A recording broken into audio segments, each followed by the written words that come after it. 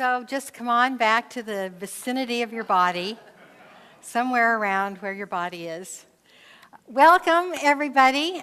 We've got some little pumpkins here today, and they're going to go have their experience at Youth Church. So let's just wave them goodbye. And Galen, thank you so much. We have the center of the room anchored down by some people that have served this denomination from the national and international level.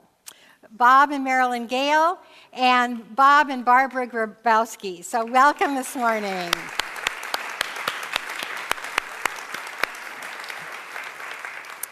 And now I'd like to warmly welcome everyone who's here for the first time or back after a long time. We have these two people from our membership team, and they have information packets for you. And all you need to do is raise your hand when I tell you to, and you'll get a packet, and in the packet is a blue card.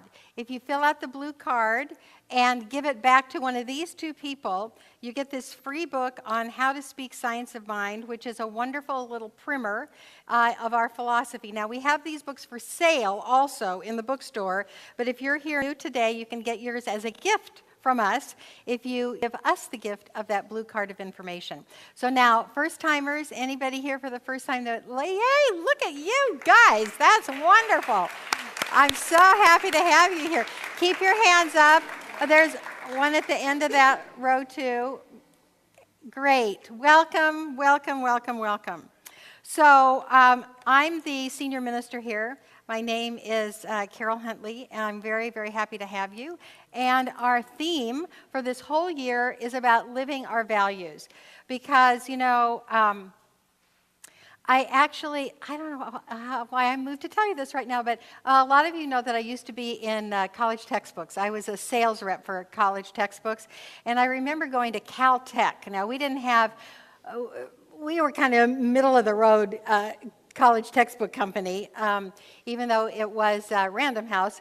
But the high-end science people, you know, that were at Caltech, I remember going into a math professor, and so far over my head, I can't even begin to tell you. And I asked him if he applied the math to anything. And he looked at me like I had spoken just an anathema. You know, no, I don't apply it. I just teach the original mathematics. And so that's not what we're doing here with values. We are applying the values to our life. So it's not just enough to talk about them and, oh, love, that's nice. But it's about applying to our life. And the theme for May is creativity. And so our first altar for May is a Marsha Dawson creation. And is that creativity? That is absolutely amazing. Amazing creativity. Oh, gosh. Yep. So I want to tell you that you don't have to do anything to be creative. You are. You absolutely, every single one of us is creative. Each of us creates our own life experience. And the way we do that, I mean, we can't not create. That's the thing. We're so creative, we can't hold back. And we create whatever it is we're experiencing, honestly. Our experience of life is basically our responsibility, and the sum of our thoughts, expectations, our mindset, what we believe is real, what we believe is actually real, creates our experience of life. And this theory is shared by metaphysics, anthropology, psychology, quantum physics. It is basically the title of Wayne Dyer's book, When You Believe It, You'll See It, or something like that. But that's essentially it. When you believe it, you will see it in life. And if you don't believe it, you're not going to see it. That's the bottom line of the teaching right there. And I've been saying it, and you've been hearing it, and we've been working on it, and we will continue to work on it. So the values that we're talking about today, the first one is care. And what I mean about that is a care for our thoughts, care for what we put into the creative medium if we want to have a life that we love. the next value that we're going to talk about is collaboration, because we don't do this alone. We collaborate with that divine creative energy. We say the what of creation, and then the creative energy goes about making it. We're the blueprint, and then the law is the maker. That's the teaching, and that's how it seems to work. With me and with the people I teach and the people that come to me, that is what our work is. And then the last value that we're talking about today is enthusiasm, because this is a pretty awesome system. This is a pretty amazing system that it may be way, way different on other planets or in other dimensions, and it probably is. And it probably is because of the level of our soul's receptivity that we're here doing this one. But this seems to be the way it works on planet Earth, that we have direct input into our life experience whether we know it or not. So the title of my talk today is this: You, the creative center of your universe. So this brings me to that wonderful quote from Thomas Troward. Thomas Troward was a metaphysician and an English judge whose writing influenced our founder, Ernest Holmes, very much. If you know this quote, say it with me. But I'm going to pause at one place in it. So if you lose your place, I'll catch you up. My mind is a center of divine operation. The divine operation is always for expansion and fuller expression. And this means the production of something beyond what has gone before, something entirely new, not included in past experience, though proceeding out of it in an orderly sequence of growth. Therefore, since the divine cannot change its inherent nature, it must operate in the same manner in me. Here's the thing. Consequently, in my own special world, of which I am the center, it will move forward to new conditions, always in advance of any gone before. Now that is really a mouthful, and when you take one of the advanced classes, you learn to memorize it, and I have to re-memorize it every time I teach the class because of the syntax of Thomas Troward. But the idea is we are the center of our life, and we are surrounded either by love and peace because we generate it from within, or we are surrounded with competition and strife and disharmony because that is what we generate from within. And because of the expectation you place upon infinite possibilities, that's what you get. So we expect the world to be loving and safe, kind, and we see more of that. And I'll get to when we see the opposite, even though we think we're generating it. But we can change. If we're experiencing too much of that strife without any peace of mind, we can shift, we can change, we can enhance our thinking, we can transform our experience, and indeed your life experience won't change unless you change for you and I change for me. That's why on the marquee outside we have change your thinking. Change your life. There you go. Change your thinking, change your life. So if we knew our power, if we knew really how powerful we are in creating our own life experience, we would first of all be careful. And that's one of the values. We would be careful to really claim what makes our heart sing. And by claiming, I mean that's what we look for, that's what we talk about, that's what we have conversation about, that's what we, that's the meaning that we put. Like I saw a couple of people this morning love on each other that haven't always loved each other. And that is proof for me that love is in my environment. I see it. I comment on it. If we knew how powerful we would be collaborative, calling forth what is good for us. Because what is good for us is good for you, and it's good for me. And I believe and stand with the vision that there is a world that is all us, not us and them. that we are all in this together. And so if we can experience us and call forth those experiences that are for the good of all and the harm of none, that's what the practitioners and I, very often when we pray, we call forth that which is for the good of all and the harm of none. That's a pathway. That's an actual pathway that we can all walk on. A pathway that is for the good of all and the harm of none. And lastly, if we knew our power, we would be enthusiastic. Because, we can create heaven on earth. And we do. We can create heaven on earth and live in it. And we can look around and say to ourselves, oh, what a wonderful world. Literally every day. So I'm going to deepen these three things: being careful, being collaborative, and being enthusiastic, okay? So you're going to be like really entrenched in this. And think how entrenched I am, because I've been working on this for a while. So first of all is the careful creator, okay? You as the careful creator and me as the careful creator. First of all, the careful creator is specific and positive with language. So, I seem to get more and more material from Facebook. And so I have a friend on Facebook who's been very, very vocal politically. And she also knows that I'm a minister, and she knows the philosophy, actually. So she messaged me privately, and she said, Reverend Carol, what do you think about what we resist persists? Because of all the resistance that's going on politically.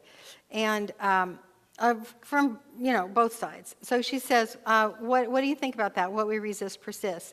So I said, yes, that is actually true. And it is much more powerful and better to call forth what we want rather than to comment on and notice what we don't want. And if you must comment on what we don't want, at least include what we do want and call that forth and see it happening. See it happening. And so she actually thanked me, and I've seen a change in her posts because we care for each other when we see in our mind's eye what it is that would make this world work for everybody. That's one of the tenets of our whole denomination. We see a world that works for everyone. And so there's another aphorism that we use, and that is look for the good and praise it. Look for the good and praise it. Okay, so the careful creator monitors their thoughts. So before something comes out of our mouth, we actually have to think about it. And we can train ourselves to stop that negative loop even before we have a fully formed thought. Because I've watched people, bless their hearts, try to change their speech, and they start with a negative thought and then switch it around and say cancel, cancel, cancel. So that's good. That's good then, spewing out all that stuff. But we can also learn how to manage our thinking so that we really change what we focus on. And we actually must do that in order to change our experience, because the creative law kind of doesn't know the difference between a thought and a spoken word. That kind of takes it and makes it. So what we think about, what we daydream about, changing our worry syndrome, worry is negative goal setting. We don't want to do that. So when we can catch our thoughts before they become even fully formed thoughts, we become more careful creators. A careful creator is self-aware. We actually know where we are on this pathway of examining our thinking and changing our thoughts. We actually know what we're working on. We actually know what buttons we still have that are pushable. We know what our impact is in the world, and we know what we're growing on. That is being self-aware. And you're so much, I have gotten safer over the years, with other people's hearts, because I'm aware of my own. And that's what happens. When we do this personal growth, this spiritual growth, we become safe places for people to act out in front of us. And then we can just know the truth for them and not shame them and not have it, push our buttons. It's a tragic thing to see two people that love each other in a fight. This one pushes that button, this one pushes that one. It's like that's what happened. It's a war on a small scale between two people because they know how to hurt the other one. And when we're self-aware, we never, ever, ever do that on purpose. Okay? Take a deep breath. We're all in this together, people. We always are in this together. And then finally, a careful creator nurtures their relationship with Source. So if you're listening to this and you say, I don't know what to think. I do not know how to change my mind. Well, get a prayer from a practitioner. But then also, I would suggest that you go online and watch last week's talk, because that was a lot about visioning. And visioning is when we try to just empty out our own best thought, because it's gotten us where we are, empty out our own best thought and open to the mind of God and ask, what is a vision of peace and love in this particular area of my life?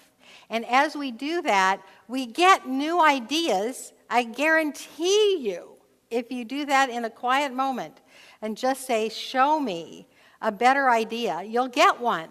Because the mind of God has a better idea than your best idea. And then you can incorporate that, and not only that, but doing that connects and builds the relationship with your Source, which is what that experience of oneness is all about. So this is a careful creator, okay? Now we're going to talk about a collaborative creator. Because guess what? There's a lot of us. There's a lot of us creators, and we all create our own worlds.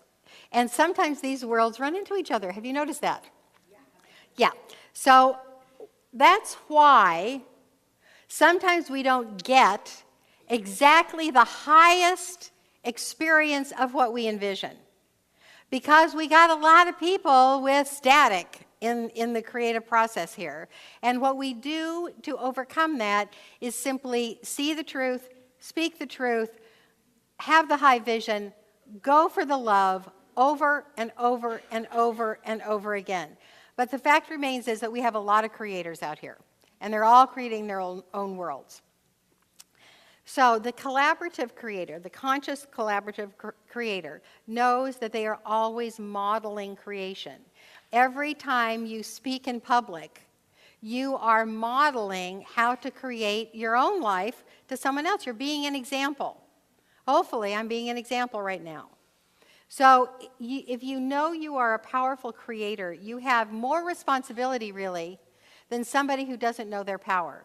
It's just like the analogy is good communication. If you have a good communicator and a poor communicator, and they get messed up, the good communicator has more responsibility in that, because they know how to be a good communicator, and they actually can take over 80% of the communication style of the dyad. Same thing with this. If you know that you are a powerful creator, you can influence the whole much more powerfully and strongly. So do not give in to an example of awfulizing. Don't let yourself talk to somebody else about how bad it is. That's a bad example in the world. A collaborative creator realizes co-creation is a joint project. So this means a couple of things.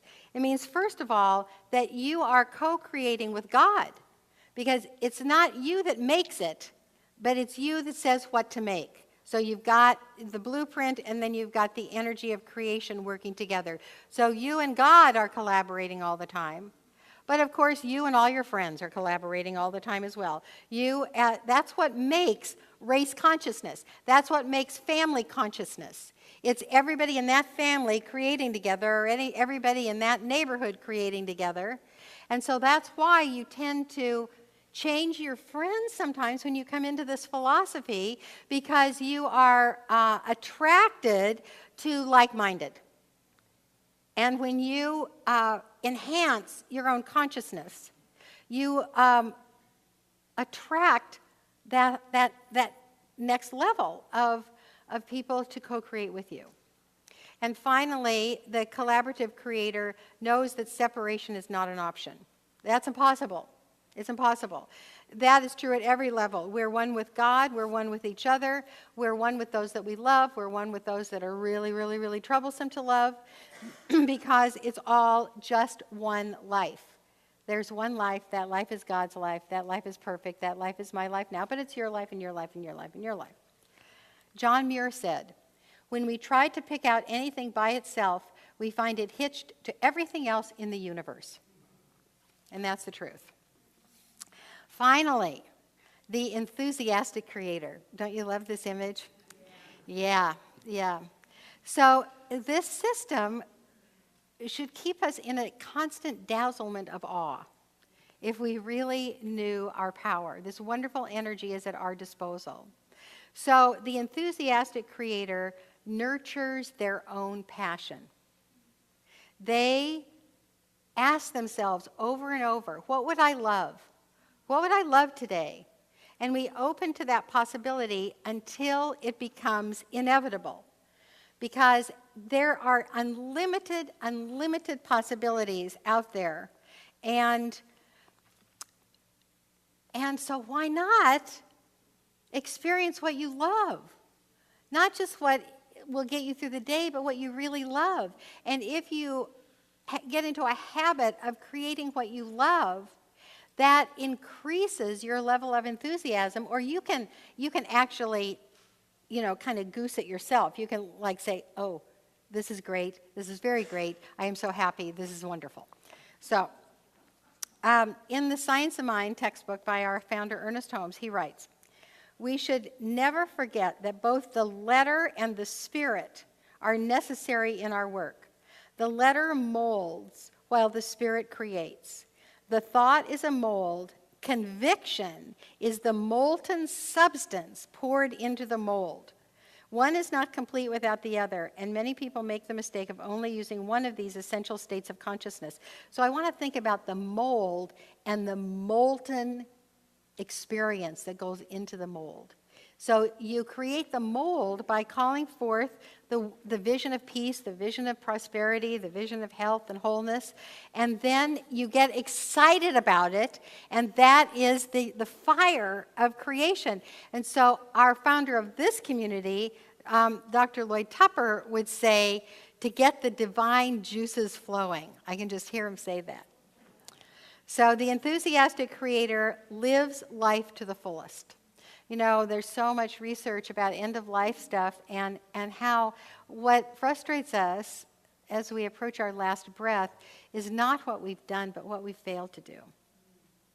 So jump in and live. And finally, the enthusiastic creator loves their life. They wake up and realize there's another day to co-create. So if this seems hard for you, if this is the last point in the teaching part, if this seems hard for you to think about waking up every morning and going, oh my God, another day to create! Or, maybe a little bit quieter if you haven't had your coffee yet. Go back to the first. The first point was be specific and positive with your language. That's where you start. And then you just work through the lesson today. If you never came to another Science of Mind lecture, I think you could make a good life out of this one. So in conclusion now, oh, there it is. How did I do that? Oh, that's the last one. Loves their life. Yeah, that's it. Okay. Care, collaboration, and enthusiasm are the values for you to work on today. So the inner work is going to be very, very, very special today because we have a co-creation to do our very own selves.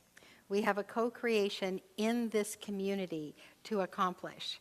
And this is a task of gratitude, of self-awareness, and conscious transitions. And this is what we're going to all co-create today. So are you ready for this? Yes. Very special morning, because what is happening is that the Sunday teams are changing management. And they are going from our beloved Pat to our beloved Paula.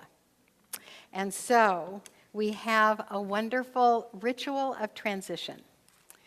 So what I would like is for all of you to, towards the conclusion of this ritual, I'm going to ask the practitioners to surround the room like we do for the blessing. But right now, I would like Pat Sandry to come up right here. I would like Paula Yu to come up right here. And any one of you and all of you that have served on the Sunday teams under Pat, would you come up and surround these two beloveds? Kind of let everybody see the stars, and you stand on the sides. And you know, we have a Sunday team for each and every Sunday. And I am told that there is an opening on the third Sunday of the month. So, we still have. Okay, we have an opening. We have an opening position on the third Sunday if somebody would like to grab it. Because have you all grown in love in your service? Absolutely, yes. I want to thank all of you on the teams as we commence. It is time to honor a major transition in our community. One servant of spirit is stepping down from their position and another coming into that place. It is a blessed thing when such a transition happens with a gentle movement in seamless change. Pat has served as Sunday team leader for 5.5 years. That means...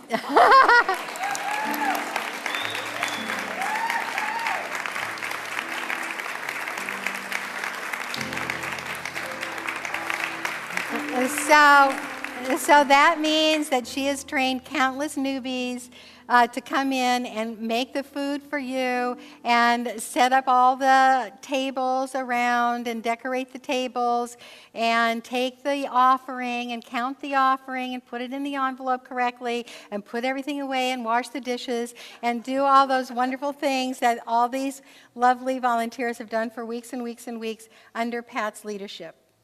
She is stepping down, and Paula is taking that position.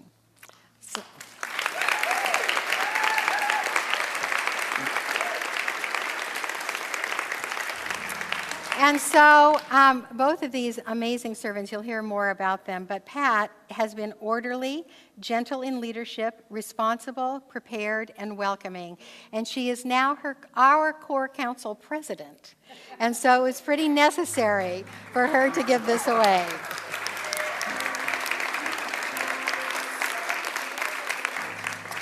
Pat, it is your consciousness of welcoming that did so much to create the container of our community for these past 5.5 years. Your work has been in the background to produce the order and grace that is the outward expression of our Sunday service. Your volunteer teams love you, and your work with them has been absolutely devoid of conflict. Your mastery of your position is immense. Your communication is always clear and timely. Challenges, if there were any, were solved by you and not passed on. It has been a joy to witness you in this role. Okay, Pat, the rolling cart is a symbol of the work.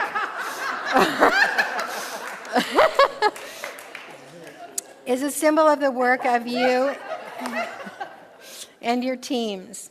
It is holy service to feed one another. Much food has been prepared and transported on this cart over the last 4 years. Let this cart represent all that you have experienced, both what you have given and what you have received in your time as Sunday team leader. So you have the little gift that we have given you, which can never be as much as you have given us, but it's a gift certificate to a spa, so maybe you can pamper yourself. Yeah. So, Pat, can you tell us of some of the things that have been added to your life by your service? Reverend Carol's very good at not telling you that you have to say something. I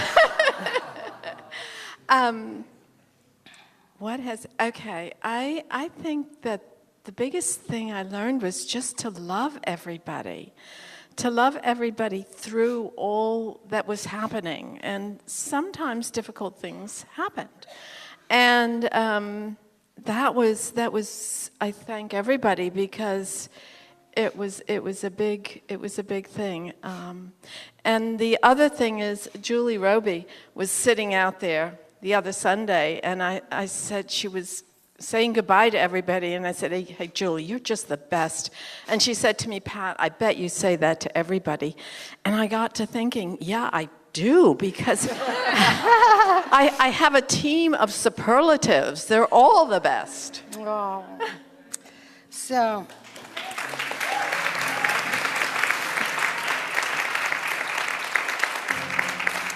Pat, now is the time that you end your service in this capacity. Your work as the Sunday team leader is over. And Paula is ready to take this important place in the life of our community and begin her tenure in co-creating the container of a welcoming presence. What qualities and experiences can you symbolically put on the rolling cart to give to Paula? Qualities. I am going to place love on here. I'm going to place compassion and fun, because it is a lot of fun. And so we can just roll that now over to Paula. Woohoo! See? That's how easy it happens. Now, Paula, now is the moment that you fully accept your position as Sunday team leader. What do you hope to give and receive in your new role? Well, collaboration, service, commitment, playfulness, and serving the community in a greater way, better than before, and also so that Reverend Carol, when she comes in, she feels everything is in divine right order, and she doesn't have to worry about us. Oh, great.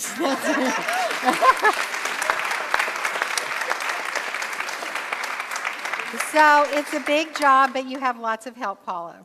And now is the time for the commitment of all of us to forge this new relationship. So now is the time for all of the practitioners to surround the room as we all together create this holy transition. So team, don't leave, team. Will you, team, lovingly support Paula and each other as you prepare this space for the community each Sunday? And will you be open to the joys of sacred service beyond your tasks, fostering friendships and personal connections? And will you have as much fun as humanly possible in your sacred service, modeling such service in joy as spiritual practice? Yay! And Paula, will you give of your time, your talent, and your love to your teams and thus to the community in your new position as Sunday team leader? I will. And will you also model good self-care by asking for advice, help, or time off when you need it? Absolutely. And will you have as much fun as humanly possible in your sacred service, modeling such service in joy as spiritual practice? Of course. And community. Will you love these volunteers and appreciate all the service that is given to you so that your spiritual experience on Sunday can be as deep, positive, and carefree as possible? Yes. And to all, do you join me in promising to see the face of God in each other and to support the feeling of spiritual family together? Yes. May it be, as we go forth together, that love, order, and connection prevail. And so it is. Yay! Woohoo! Woo!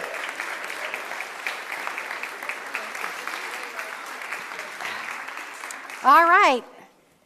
That was the inner work. So now we're going, the next thing on the order is music, a shaman journey.